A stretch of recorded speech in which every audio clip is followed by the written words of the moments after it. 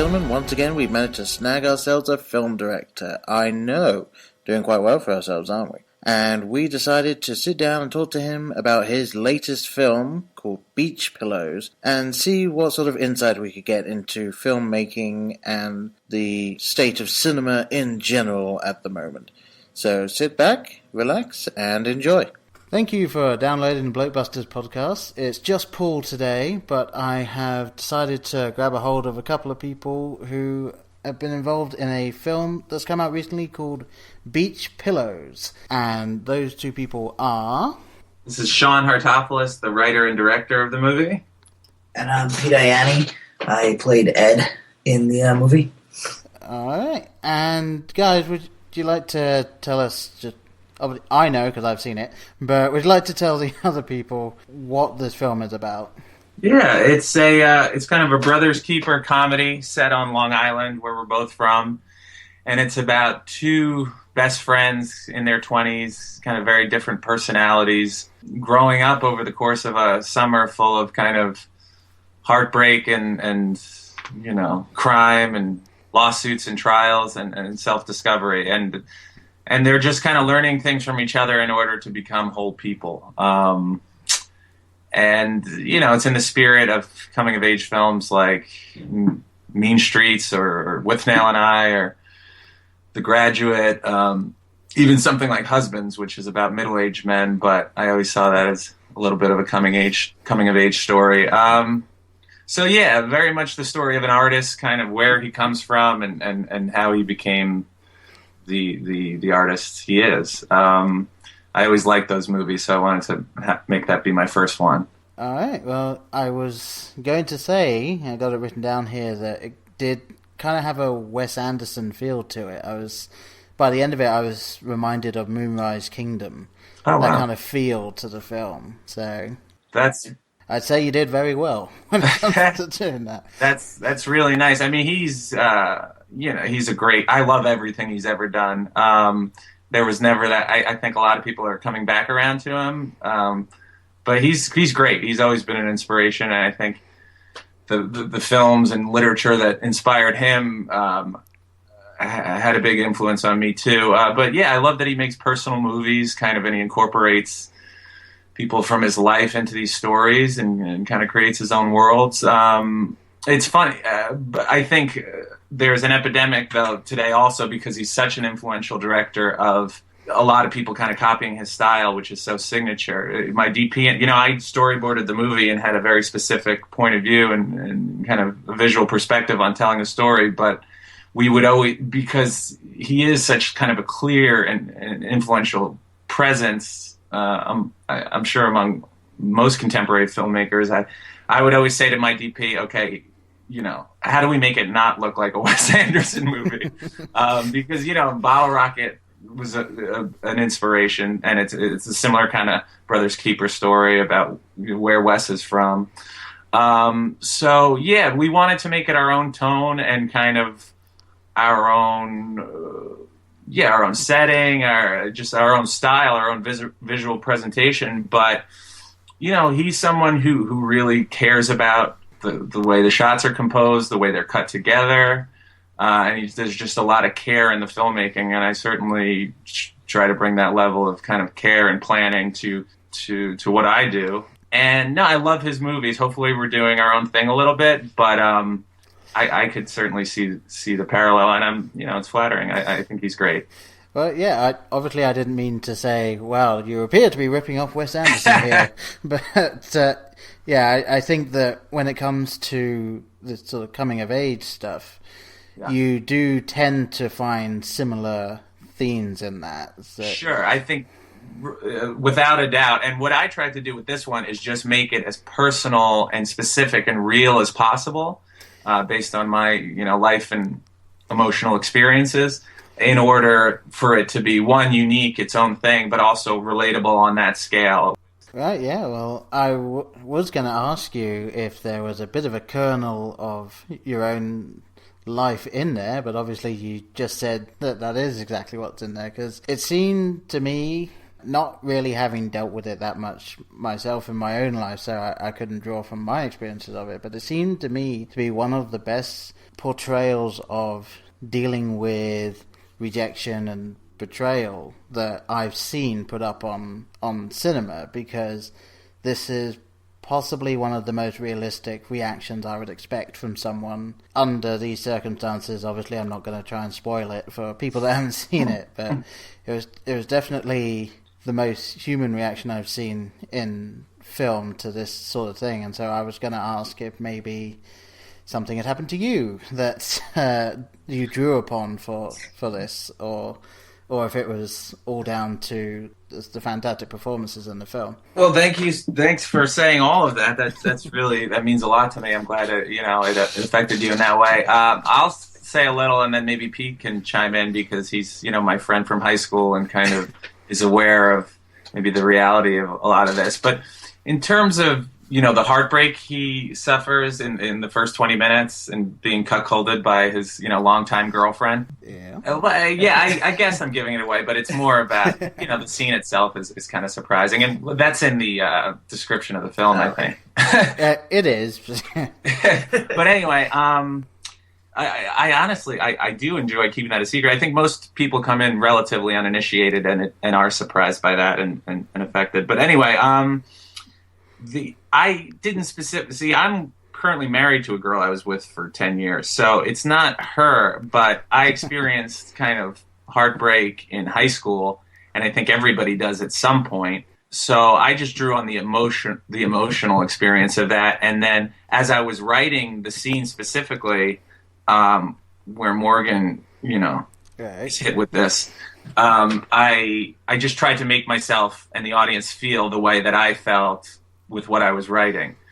So that was kind of, that was basically invented. But I very much felt like I was in his shoes, and it felt real to me. And I've dealt with that heartbreak, as I'm sure everybody has. Yeah, well, we had friends go through that kind of stuff, especially in high school.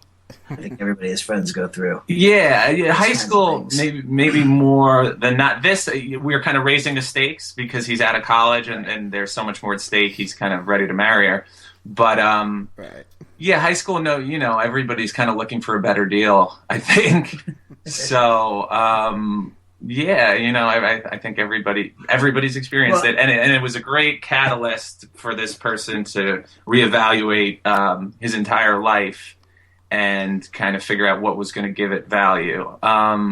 Because he put the whole value of his life into this relationship, because he wasn't satisfied at work or really in any other aspect. So that's what it's about. It's about what gives your life value, and I think you have to find that before anybody else is going to be happy with you. Because if you're not kind of happy with yourself on your own, I don't know how much the rest of it's going to work. But do you want to talk about what might be real in the movie, Pete, without getting too? I mean, there's a lot of stuff that was that I felt was pretty real. I mean, or based on our lives. I mean that. The thing with the breaking the mailbox with the skateboard, that we cut school one day and kind of these kids, I don't know if they threw water balloons, but they were giving us a hard time, some young kids, and I think I got out and stole their skateboard and broke the nearest mailbox with it, and then we quickly realized, well, that probably wasn't even their mailbox. Yeah. So stuff like that, and then that scene where Nick gets decked down the stairs at the bar. Oh yeah, that happened. That happened to me. Fun. That was fun. I was more just.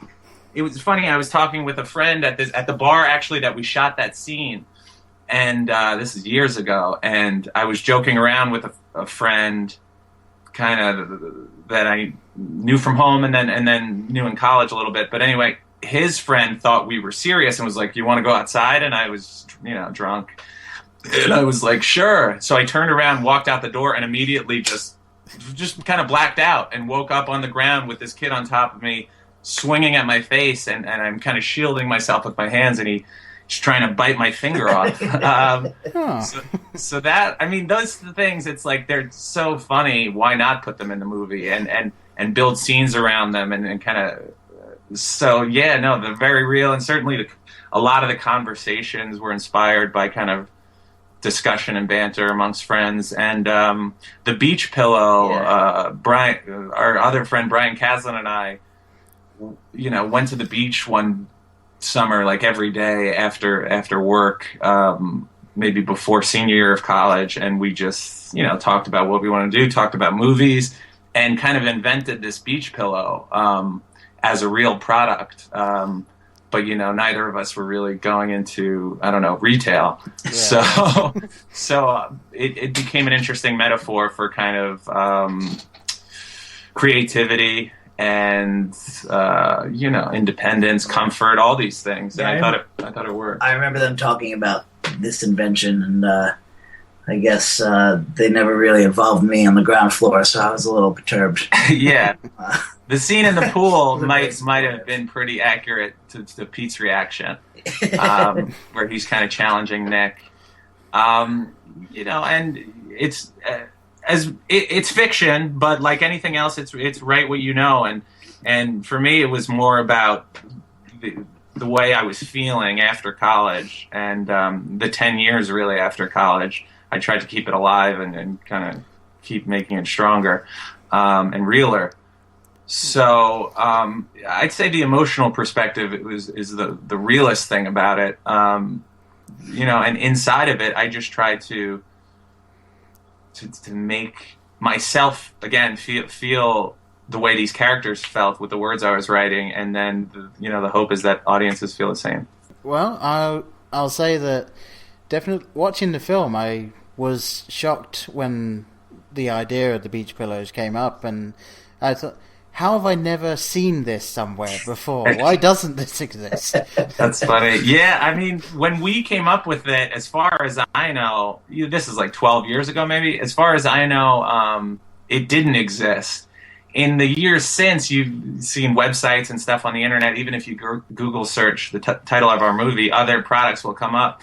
And even now I'm into the social media trying to promote the movie. There's a lot of different people trying to sell beach pillows on Twitter, but none of them look like ours, and none of them are kind of constructed the way Nick describes it. So right. I think we still occupy some original space, but it's crazy. We thought it was a great invention because whenever you're at the beach, you're just trying to get comfortable in the sand, and it usually doesn't work. Yeah, I still don't see it. I still don't. Pete still doesn't get the idea, so you can see how this was. He's like pretty contrarian. I'm not sure how much that comes across in the movie, but when you have somebody to bounce off of, it's just it's easy to kind of elaborate this dialogue, I guess. Yeah. Well, I mean, I could always argue that since you guys came up with the idea but did nothing about it, you were more the Morgan type. and now, unfortunately, other people have created them, as you said, not necessarily exactly as it is in the film. Yeah. But they do exist in other forms, so you kind of missed your opportunity there. Maybe. Yeah, I wonder if we would have... God, I mean, it's true. But I consider having made the film to be, my product or output based on the idea. But maybe there's an opportunity for partnership if one of these people want to give us a push and vice versa. I'm into it. There you go. Maybe reach out to them on Twitter and see if anyone bites. You never know. We'll see, man. Worth a shot. I will say, I told, with regard to the name of the film, I told my wife what film it was and that I was going to talk to you. I told my sister-in-law, and I told my sister-in-law's husband. Uh-huh. All three of them came up with a different idea as to what the film Beach Pillows could be about. My wife was a little concerned that it might be something a little XXX. Morning. Yeah. My sister-in-law immediately jumped to fat people on the beach. And then my brother-in-law, I guess it would be, thought that it was just about sand dunes. So I realized when talking to these people that just by saying beach pillows, it doesn't tell you at all what this film is about, and I actually like that. I do too. I'm glad you said that. Because I was thinking, even going back to Wes Anderson, Moonrise Kingdom. That Right. film, you have no idea what that film is about based on that title. It's one of those films you go into and you have the experience just watching it, as opposed to, let's say, Die Hard 4. You know exactly what that film's going to be about. Yeah. So it was good to be able to sit down and just watch this rite of passage, as it were. Obviously, it would be a delayed rite of passage this guy goes through, but a rite of passage nevertheless. Yeah. And I've always enjoyed the films that can just take it slow and let you come with it. Yeah, well, thank you. I appreciate that. That's kind of what I was going for. Even with the other promotional materials of the movie, I'm very conscious of not trying to let too much out there because the storytelling structure. So many trailers, for example, will just kind of tell the story the way it unfolds on the screen, just abbreviated, and it's like, okay, why am I going to see the movie now? So with the title, that's it. I love enigmatic titles, specifically 2-word enigmatic titles like, you mentioned Moonrise Kingdom, but there's also Bottle Rocket, Citizen Kane, Reservoir Dogs, Pulp Fiction. Withnail and I would be 3 words, but Mean Streets, Eva de Yoni, Scarecrow. I guess that's a compound 1 word. But The Last Detail, pretty much, even the original Die Hard, before the subsequent titles. Yeah. Die Hard, you don't really know what that's about necessarily, the first one anyway. True. And no, I'm all for that because the movies that have affected me the most, I didn't know much going into them. Yeah. Wes Anderson, Royal Tenenbaums I remember seeing in the theater, and you get, okay, it's a movie about a family, but then it's just kind of about everything. So I appreciate it. I think what hopefully it does is get people speculating on what it might be about and get them curious to see what it actually is about. But I'm with you on that one. I appreciate those kind of titles. No, I do think that, a slight side note here, that there's a film that has been crowdfunded now called Director's Cut, which is now in production, written by Penn Jillette. And the reason that it was crowdfunded, for the most part, is that he went to studios and they said, it's too smart for your average cinema goer. We're not going to be able to sell the tickets. We're not going to take it. So I find it kind of sad that there are some films that will only get made through either crowdfunding or local studios picking them up, where they do this, where they're either smarter or they will be slower and not as action-filled as your blockbusters. And I've been kind of sad that Hollywood tends to now just be going for either your sequels or your next big thing, rather than just making films like this, which are more substance than just showing. Not to say that the film doesn't look nice, because it does. It's a very nice looking film. I appreciate the slight grittiness to it that you don't see very often. But I was wondering, actually, did you have any parts of the film that you found difficult to write? Because obviously you were saying a lot of the conversations were able to just kind of flow from things you were drawing on that happened to you in real life, but was there anything that you were kind of stuck on for a few days or were having real trouble with? That's an interesting question. First of all, I share your sentiments about kind of the Hollywood system today. I think, a lot of movies aren't getting made, and kind of the ones that I think a lot of film fans love, which are personal movies. And, if you give the director, writer some control to tell a unique story, as opposed to an established property or a sequel or a comic book. I hopefully it might be changing, kind of like the revival of the 70s in the U.S., but we shall see. I think everything's changing. Just the technology of the way movies are consumed is changing. So it's all a little bit up in the air. So that's, I guess, all I'll say about that. Unless we get back onto it. But was any part difficult to write? Writing is, for me, it's fun. It can be emotional and a little exhausting. But I don't think if I have a story to tell where I know kind of the way it starts and the way it ends, and I kind of have an idea of the characters, which I usually try to do going in, there's not a lot of blockage, because for me, I do a lot of my writing just, walking around, living. I'm kind of always thinking about these stories throughout the day and late into the night, so that when I sit down, I'm pretty much lubed up. I'm ready to go. But the difficult stuff, I would say maybe just the stuff with the parents. Right. Because that is, it is very personal, and I tried to make it real. But I was also very conscious I didn't want to make these like the standard archetypal tropes of blowhard parents, kind of who don't understand what this kid's going through. Right. Because to me, one, they're just older people. They've experienced these things before. They're just older people, and they are probably more like our main character than anyone else in the world. They just happen to love him so much, and maybe more than themselves, so that creates a dynamic about the way they treat him. But it was important to me to get that right, to make it authentic, and to make it real, which can be tough, because a lot of times it's funny to go the joke. It's easy to go the jokey route. I think if you can make it real and also, have the comedy come from the reality of it, and the kind of tension and confusion and love and all that other stuff, then it can be stronger. So that's something I maybe thought about and worked on more than some of the other stuff. And then, that's it. That's probably enough. Fair enough. Yeah, you don't want to end up with... There tend to be either the almost army dad who's very strict on the kid, or... Well put. Or the mother who's just doting on them. And that you get a mixture of those, and sometimes it flipped, and you get them the other way around. But yeah, it's very, very difficult to not run into that if you're going to be making it, the way I would put it is, interesting to your average person, the person that doesn't want to go to the cinema and think.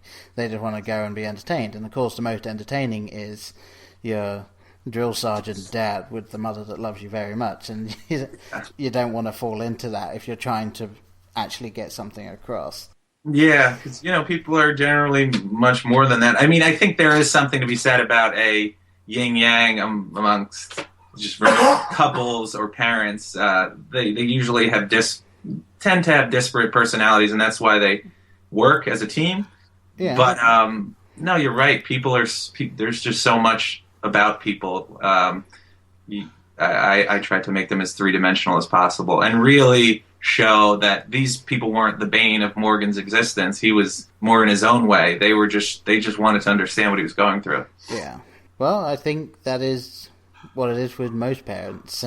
Yeah. Although I will say that my parents probably had a more interesting childhood than I did. I was just plain normal guy, didn't really do much.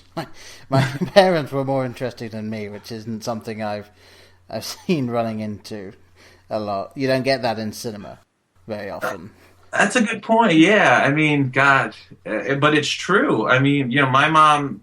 I feel the same. My mom grew up on a farm in Ireland with 10 kids, and she came here when she was 18 to kind of for more opportunity, because she lived in County Derry, Northern Ireland, and that was the time of the Troubles. So she was a maid on Park Avenue, and she met my dad, who was a waiter in Manhattan, and his parents were immigrants, and they roughed it, is basically what I'm trying to say. Right. So there's so much experience there to kind of to disqualify it or say, well, they're just old people, they don't understand anything. It's like, well, they've been through a lot. They've been through a lot that we haven't been through. So I think we should pay attention, and there's a lot to learn. I don't know if that's a little too preachy, but no, that's a good point. Very good point. Well, moving away from the parents, then, I think I came up with this question when I was talking to Adam Rifkin, when we were able to talk to him, and I was thinking, most people are normally asked, what was your favorite day on set? Like, who is the best person to work with? I'm more interested in hearing, was there a day when nothing went right? Or it's just, like, you reach the end of the day, you're just like, that was a waste of time. Like, right. Was there ever a day where something went that wrong for you guys? Well, some days were tougher than others. We shot the movie in 20 days, and I don't know what the script. I mean, was it the day it rained? Weather was always tough because we needed to be outside a lot, and Right. so we just have to flip stuff based on weather. But a lot of times that created opportunities to approach shots in a different way. So you just have to be flexible and kind of be on your feet a little bit. The toughest day, which was also the best day, the party was tough, but the last day, because we shot on the last day. Pete was there just watching, and we shot that emotional scene at the car at night after the fight, and the stuff. And we actually shot the fight outside the bar, them rolling around and getting into it with the meathead and his girlfriend, and we also shot the thing with the cop. So it was just a lot of emotional stuff for the last day, which maybe wasn't the smartest way to go about it, but I think it worked. I think it helped for the performance, and everybody felt like it was something we were building towards. And it was emotional for the actors, and I think it was tiring. They're just going hard all day, really kind of dynamic, emotional scenes. So that was difficult, but it was really beautiful to watch too. And what made that day so great is when we wrapped at 3, 4 in the morning, the whole crew drove to the beach, Tobay Beach, where we shot, one of the first scenes with Pete and Vinny, and we watched the sun come up and kind of just appreciated all the work we'd done. Usually on a small movie like this, you're going to have rough days, and on any movie, but we didn't have the option to say, let's punt, or, it's not happening today. We had to be productive, or we weren't going to be able to tell our story. So, I just had to hustle. Well, that's good. I mean, I know that a lot of films have reached a point where, because something happened that was uncontrollable, they then had to change one thing or another, and it even added to the film. So it's I didn't really think about how, with the smaller shoot schedule, that you need to film something no matter what. So it's good to hear that. You learn new things every day. Yeah, it was the way we had to do it. And fortunately, I had a lot of time to plan, so I felt prepared. Maybe with a little more abbreviated pre-production, we might have been in trouble, but I had a good idea of what we needed to do. Pete, talk about the scene in my apartment? That was a pretty rough one. What? Why? Pete's talking about the scene. Oh, okay. So Pete, that's a good one. Morgan and Nick's apartment, where there's the scene after Morgan gets arrested, and then they obviously live on those beds together. Yeah. That we shot that in Pete's apartment, his actual apartment, which is a few blocks away from me in Astoria, Queens, and his landlord, who's just kind of a crazy lady, just started. Well, she had given permission. She gave us permission, and then when the crew showed up, which often happens with a movie. You'll say, "Yeah, you shoot here," and they think it's like a college movie, and then 50 people show up, and things change, and they start asking for money and making your life hell. Right. So that happened. Yeah, that was a good one. I mean, there were headaches throughout, but for me, it's like you can't. Anything on any given day could have been defeating if you would allow it to defeat you. But I mean, at the end of the day, the job is I've raised this much money. I've got 20 days to tell the story. So if you take a blow, you just got to keep moving forward because nobody cares. The people who are nobody cares. Yeah. Nobody cares. All that matters is the movie that you make. How hard it was, Crimea River.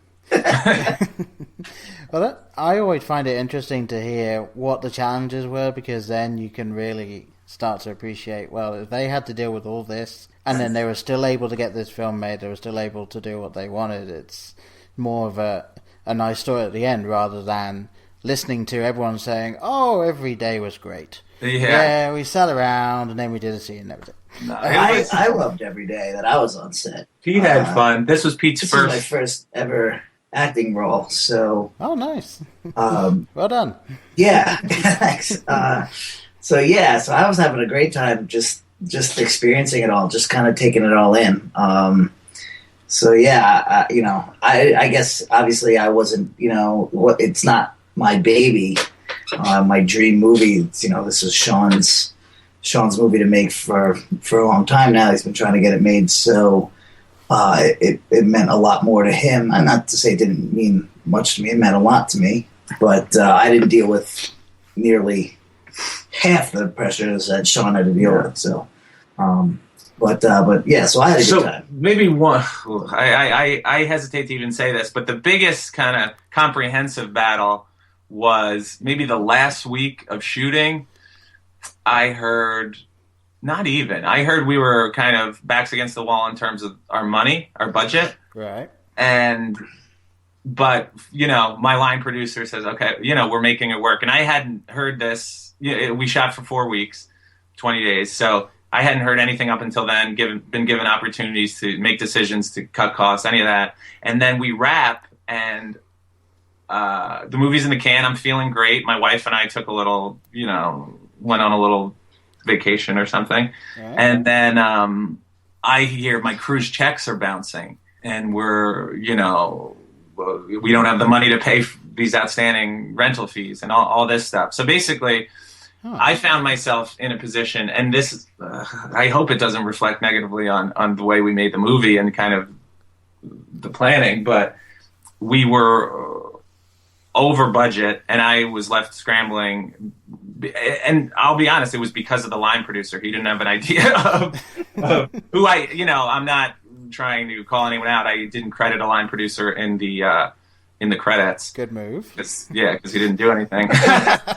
But no, he just didn't. I think it's pretty easy to know what you're spending and where we're at. This guy didn't know, and I didn't know that he didn't know until it was kind of too late. So I had to, my wife and I had to go into the hole to pay people. We had to scramble, get some loans, raise some more money from our investors. But at the end of on our scale, it wasn't like life-shattering. Right. But it was a significant overage that was frustrating. But that didn't become known until, again, after we wrapped. So it's kind of a different pickle there. But yeah, that's all I'll say. Oh yeah, you'd think just a spreadsheet maybe. Exactly, just like a digital Excel file, would just automatically update the numbers. It doesn't seem difficult, and it's a shame because this is someone who I'd grown fairly close to and was kind of supportive of, as my whole crew, and someone I felt had my back, and vice versa. And then he just revealed himself to be a little bit incompetent there. Again, it could have been a lot worse, I'm sure. And most movies, I think, do go a lot further over budget. We still got it on schedule. And we shot it for less than any movie that anybody's seen, recently. But I don't think it looks that way. No, yeah, I would say, and I do hate to keep going back to him, but your Wes Anderson films, it looks the same sort of polish as that, mm-hmm. And I'm sure he had a bit of a bigger budget on his last few films. So he had $6 million on Bottle Rocket. Exactly. So I'm going to assume this film didn't cost $6 million.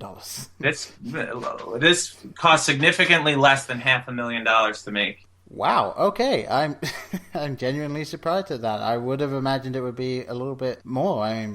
I can only assume the 20-day shoot schedule meant that you weren't paying loads of people for a long shoot, so that probably helped. Yeah, and people were working generally for scale and getting some equity. Certainly the actors. Yeah, that is one thing I have noticed when I came out of film studies at university, is that it's kind of your catch-22. If you want any film experience, you need to have been in film before so that they'll give you the job. So it's one of those ones where even if you're looking for unpaid work, you still need to have had some experience before they give it to you. So yeah, I can understand this being one of those films where people were happy to do it because it's a fantastic story, and then it'll help them build their work, which will give them the incentive to do the best work they can. So right. all came together. It's a lot of that. Yeah, people looking for opportunities, people responding to the material and just wanting to be a part of it. But I totally sympathize with your chicken egg paradox. How do you get involved with a movie until you've been involved with one? That's been the battle, the decade-long battle with directing this film that I've written. And I think that problem's always going to be there. And the only advice I could give is, break through the wall however you have to. Like, if there's something that's not getting done that's keeping the movie from being made, just figure out what that is and how to accomplish it. Because, there are people whose titles designate that, okay, I could do this for you. But it's like, well, if those people don't want to do it for you, then you have to do it some other way. So, any port in a storm, basically.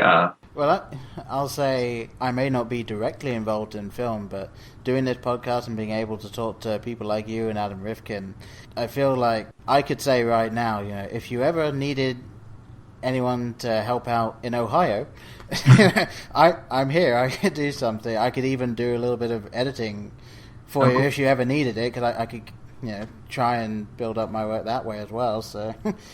Not that I am using this as an opportunity to push in. But we're all hustling, so I don't mind. The only other question that I had written down was, I was wondering if you were now handed a blank check and told, okay, you can do whatever film you want. If you want to write it or not, that's fine. Which actor or actress would you most want to go out and get to work with you? Is there anyone that you would just want to work with, no matter what? That's tough. There's so many great actors out there. I felt so grateful to have worked with. I'll disqualify my cast on Beach Pillows just because. Because you've worked with them. Because I've worked with them. I'm sure I love a lot of the same people as everyone else. I'm blown away by what DiCaprio did in it. Pretty much all of his work, but Wolf of Wall Street, I think that people should really recognize the kind of effort and commitment that went into that. Oh, yeah. But, I know what movie I want to make next. I'd say I know the next few. I've got them written. So, and I'm very, Jack Nicholson, Robert De Niro, all these guys that were so formative in my filmmaking education, they would be great. Even Richard E. Grant from Withnail and I blows me away. And oh yeah, he's a great actor. Yeah, love him. Bill Murray, obviously. Gene Hackman's done, but he's great. Pacino, all those guys. But the new guy I love is Adam Driver on the show Girls, and he's been getting some opportunities. He was in Lincoln, and I think he's in Scorsese's new movie Silence. He's been cast, but I think he to me he's evocative of a lot of those guys from the '70s, just in the emotional intensity and that he's got a different look about him that I think people maybe relate to or is more effective than just kind of a classic leading man. So I would like to work with him on the next movie. So I will, and I hopefully be approaching him with that in the next couple of months. Well, I'm sure he's listening, so we'll put the word out for you. I don't think he's on the internet very much, but that's a shame. He's in New York, so I think we'll have a chance to get to him. But yeah, Dustin Hoffman, so many great actors, kind of been influenced. Pete, any favorites? No, I think you covered them just about. Let me think of any outliers that just might be getting avoided here. I would say if I could possibly go to any set and work with any actor, I would just love to be on set with Tom Hanks for the day. I think that his body of work is solid. He seems like such a great guy. I just kind of want to be there, be around him, and just enjoy knowing him for a day. Sure. Ditto that. And that's so important. a lot of these actors or Hollywood stars, I don't know if you always get a sense of the way they are personally, or kind of how they are under pressure. Yeah. Which a movie set is a high pressure situation, just because of the time and money. It's the money at stake every moment. But right, the Tom Hanks is great, and I would love to work with him. I love his work, and he seems like such a great person. And I've got some stuff that I think he'd be great in, so we'll see. But yeah, Pete mentioned Daniel Day-Lewis, so he's obviously incredible. And, oh yeah, definitely one of the best actors of this age, I would say. Sure. And, like in Lincoln, that was one of my favorite films of the last couple of years. So yeah, it feels like you're not watching an actor. You just feel like you're watching a historical document. So that's a pretty impressive achievement, I think. Yeah, like I would say you can't look at Lincoln and think, oh, that's the guy from Gangs of New York. That's not the guy from Gangs of New York. That's Lincoln. Yeah, yeah, he's the best. God, I love. This is fun to talk about. I wish I had some other ideas here, but well, anyway, yeah. Unfortunately, I'm probably gonna have to wrap this up. Oh, that's fine. Now, so I do apologize for that, but life gets in the way. Yeah. As this film kind of shows a little bit. Oh, well, great tie up. Oh, well, thank you. I tried. Well, I'll just say thank you very much for taking the time out to doing this. I know that you're probably busy promoting the film right now, so it's very much appreciated. Our pleasure. Yeah, we're trying to be busy promoting it. We really believe in it and love it, and want as many people to know about it as possible. So we're just grateful for the opportunity to talk about it. Yeah, thanks a lot. Oh, no problem. I will let you guys know when this is out, and then obviously you can help me promote this, which will promote you. So there we go. We will push it. And tell everyone if you and I just appreciate all you've said about the movie. That's why I made it. So I'm happy it affected you that way. Well, and happy to tell you. All right, Paul. All right. Well, thanks very much, and maybe we'll talk to you about your next project then. I'd love that. Have a great day, Paul. Good to know you. All right. Good to know you too. Take care. Bye.